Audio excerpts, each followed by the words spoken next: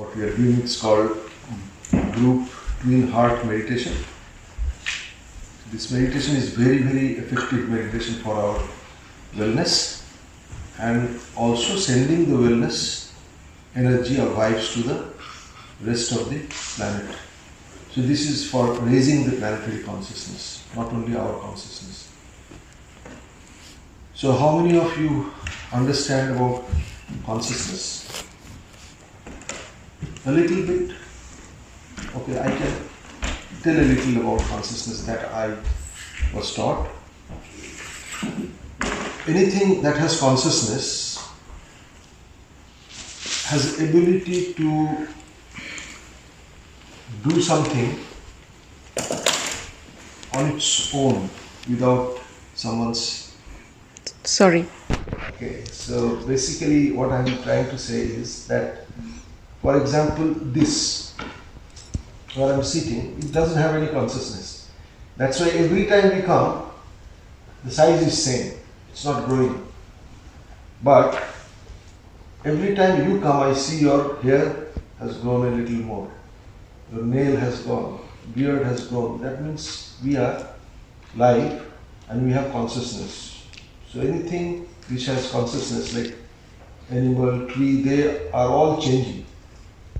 They are in an auto mode, so they keep on connecting with some energy which basically controls it, and we are reciprocating with that energy.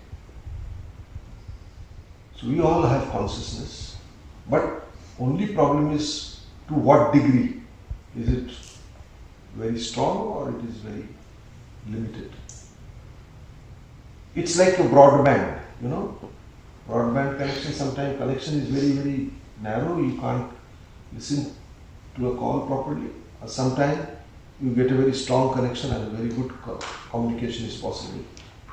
So it's something very similar, it's not exactly, but analogous. So we can increase our consciousness by doing regular meditation. Also, when we bless somebody, we cannot bless somebody without having some kind of awareness about myself and others. So that also helps us to create or raise our consciousness, raise our awareness. Awareness is very close to consciousness. So most of the time, we are like, I'm not aware of many things. So here we come to remind what we are not aware of. For example, you blink most of the time, but are you aware of that you are blinking? And if I ask you how many times you blinked in last hour, you won't be able to tell you exactly. Because you do that very unconsciously. You are not conscious about it. But believe me, there are many things that our body does very consciously. For example, we may not be conscious, but our body is conscious about it. So I am talking about that consciousness which body has. For example, we breathe. We breathe. Our body has the consciousness to breathe, but we don't remember it, how we are breathing. Similarly, when we digest our food, we know where to send it. So that body has its consciousness to do that, but we are not really aware of it, how it is being done, because we are more or less focused with outside. We are all conscious about outside, but not inside. So what we do is, when we are here, we try to have a bridge between our outer and inner side. So this is what I call is meditative way to understand, start an inner awareness, inner journey, inner study, inner knowledge, not the dependence on external activity that we are normally occupied with. Okay, so the easiest thing to go inside us is to understand how we are breathing. The breath is the thing that is bridging between the external and internal world. So when we are breathing, and we exactly know whether it is shallow breathing or it is a deep breathing or it is no breathing, we are aware of what is going on. Have you noticed that when you are very stressed, your breathing is very, very fast, or when you are angry, sometimes you breathe very fast, or when you are excited, that time. And when you are very, very depressed, or you are not very happy, very sad, sometimes you are very slowly breathing, as if nothing happens, nothing can happen in this world. Very frustrated, so very slow breathing. We can consciously change our mood by changing the pattern of breathing. If we change it, consciously we can change the mood. So those people who knew how to do that according to, our breathing pattern, they are, I will call them very empowered people. Okay, I will not call them enlightened people, but they are quite empowered. They know exactly how to control their own mood. If somebody is angry and talking badly, abusively, with the swear word and things like that, and he still keeps calm, that basically means that he is really in control, right? And he is controlling himself very consciously. So he is very connected with the deep consciousness. That somebody who is reacting very quickly, so they are under somebody's control. So I can tell you something to get angry, that means I am controlling. Correct? And if you do not react to it, that means you are not being controlled by anyone. That's an immense power. That's a very strong, nature, I will say, of a person. But to do this, it's not very easy. Is it easy or it is difficult? It's not so easy. So how to make it little easier? Because most of the time our relationship gets into trouble because we really take things literally and we mean it. But same thing with a child, you say anything, they will be unhappy and soon they will be very happy because you cannot control their emotions, because children are very naturally elevated. They have the consciousness which is very booming and spontaneous, so that you cannot easily, empower them or force them. So, but we are not childlike.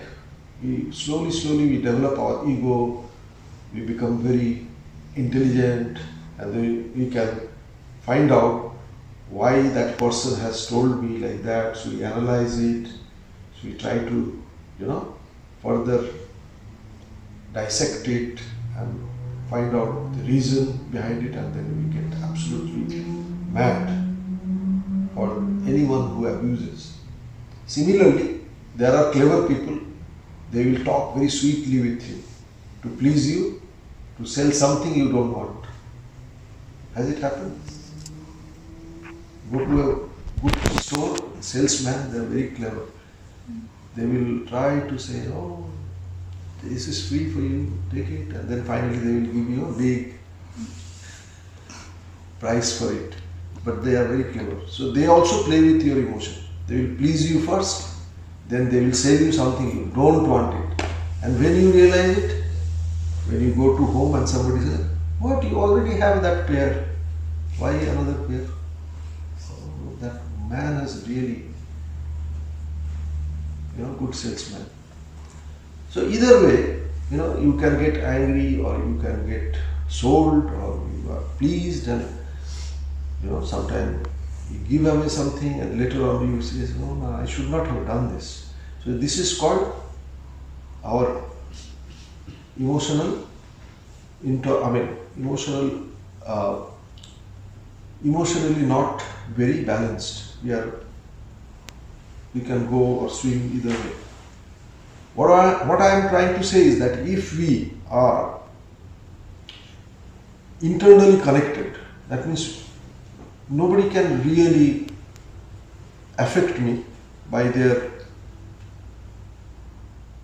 way of talking or by sending some kind of emotional, planned or unplanned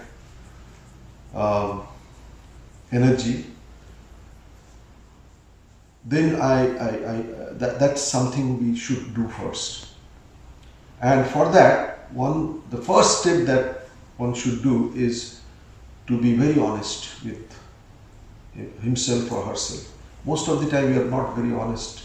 We sometimes lie to ourselves just to please and satisfy our ego. So either we know something or we don't know something. Most of us do not like to say I don't know something.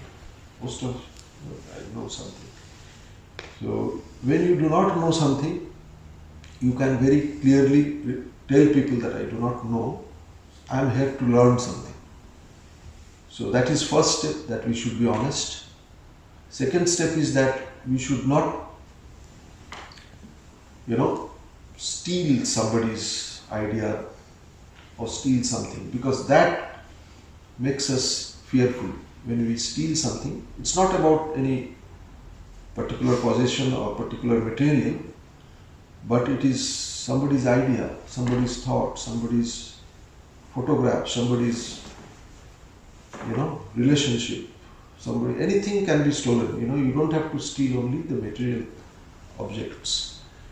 There are many other kind of things that can be stolen.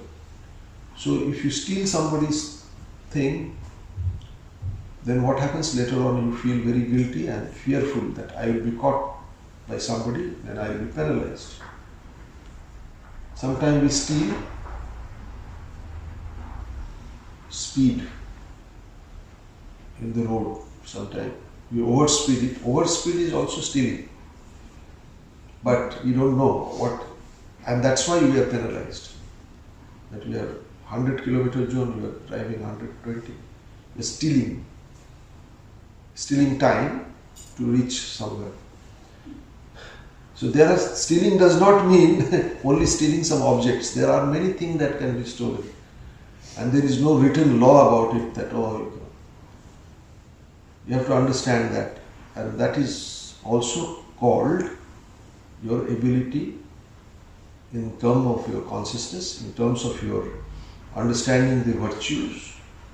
Small thing. You go and buy some pirated cassette or pirated disc of some Hollywood movie. You buy it from the actual shop, it will cost you more. So you go somewhere you can get pirated. That is also a way of stealing somebody's copyright. Right? So being honest is important. Being, having the virtue of non-stealing is a good thing to have. So these are some of the things which will keep our emotion always balanced, and we should practice it. Just by practicing meditation is not going to help if we are not virtuous. Do you know why? Any of you?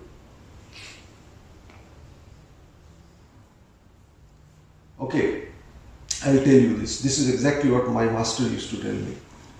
Like when we meditate, what happens is we get tremendous surge of good refined energy. This energy is something which is there already in the universe, but when we attract it by blessing and doing something for helping others, the surge of energy, the cosmos thing is a good candidate where we should send energy. So the energy comes to us. Just like when we see a good farming land, okay, and we see, oh, this is a good farming land. Somebody puts a lot of fertilizer in that farming land. What will happen? Everything grows. Everything grows. Everything will grow. You put any seed, it will grow. Right or wrong? Correct? But think about something which are like weeds or which is like grass or something that you do not want to plant. Will it grow or not? Yes. That will also grow because it does not understand. Fertilizer does not understand which is the tree for apple and which is the weed. So both of them will grow. So when we are meditating, if you are a loving, kind person, you will be more kind, more kinder, loving, more passionate. But if you are a angry person, or you are a sad person, or you are a terrible person, then that will also increase. You understand? So it is very important that before we start meditation, many people do not understand that. And they end up in a big trouble later on. And they say, oh, I have been very spiritual, I have been doing meditation, nothing is happening, I am getting crazy. Yes, there is a reason for becoming crazy. Because you have not done the purification. De-weeding is required. You have to de-weed. All the negative things, you need to first take them off, uproot them. Then only you should meditate, so that you can be a really good person. So, being a person with lot of guilt and lot of wrong kind of habits or something uncontrollable like emotions, you tend to be angry, you tend to be jealous, tend to be hatred, then that will really make you mad if you do meditation, because meditation is nothing but amplifying your consciousness. So you attract those things which you are more attracted to, or more, that ingredient is more in you. So first step is to clean the farmland with all the useless stuff. So how we do it? We do it by understanding or looking at inside us, that what are the wrong things in us. Am I disciplined? Do I do these things? Or what kind of person I am? So if you go inward, then you can see that. And for that, all you need is introspection, self-awareness, self-realization a bit, and being honest. You have to be honest that I have to learn. I need to seek more things. If you become honest with yourself, automatically the rest of the thing will follow, one by one. Correct? Think about it, you will realize. Another thing that we need to do is, sometimes it is very, what I call is persistent. It does not go like that. So we need to also do what you call is self-affirmation. You can, even if you are not 100% truthful, but you can think and you want to be truthful, you can say that I wish to be truthful, I wish to be honest. You can create a wish and send this wish to the world, that I want to become this. I may not be this, but I am looking forward to be more honest, more kind, more passionate, more loving, more compassionate, more courageous, more adventurous, something which are strong. We can always do this affirmation every day in the morning. You can also say, I am very happy, I love myself, I forgive others. Some such affirmation are very good to do. If you do it, then slowly, what you are doing, you are de-weeding, taking the grasses. You should not mow. By mowing, you are only cutting the upper blades. You have to go to the root. You have no idea how much deep-rooted those, vices may have gone inside you. They are very, very strongly rooted. It comes from your society, your family, your past life, anywhere. They are very deep rooted. So, yeah, so that's the reason why I always try to explain that don't try to jump and do some meditation because all are doing it. Because not many people are aware that before you start meditation, we need to do certain things. At least we should know certain things. Then we should do some exercise. Why we do exercise? In fact, yesterday I met one lady I met long back, and she came to our one of the info talk session, and when we did our exercise, she thought that this is a very simple exercise. I can do it at home. Why for that? Why I should come and do the exercise in groups? Then I was doing a workshop and I explained that why we need to do this exercise before meditation. Because we, as this body, has got certain centers which are called energy centers. It's just like windows. So when you come to a place, you make sure that your windows are open or at least clear. Why? Because then only the fresh energy can come in. So our body is, most of the time, the windows are not fully functional. Sometimes it gets sluggish. You have to oil it, or you have to do little bit of what I call is movement. We need movement. So when we move it, by moving our body, those particular windows, or we also call it chakras, we also call it energy centers, they are activated. And when they get activated, what happens? The flow of energy becomes much easier. So when we sit for meditation, we get a good energy that can make us more and more aware, more connected. Our broadband strength will be a bit stronger. And what else? That's it. Will be really pleasant, and any kind of misery that we had, we will forget immediately. So that's the reason why we always try to do certain physical activity to activate our energy centers. Because my master has done a lot of research to find out what are the simple way to activate. There are difficult ways to activate also. They are really good. Many people do all the yoga postures which are really good, but then they are meant for more younger people. Sometimes there are people who are aged and who are very sick. They won't be able to do those exercises because they are a bit difficult. So master kind of filtered out some easiest possible exercise that everyone can do, right from the child to adult. So that is why we kind of request or teach people how to do those exercises. After the physical exercise, we also do breathing exercise. When we do breathing exercise, our mind becomes very still. If our mind is floating with a lot of thoughts, jumping here and there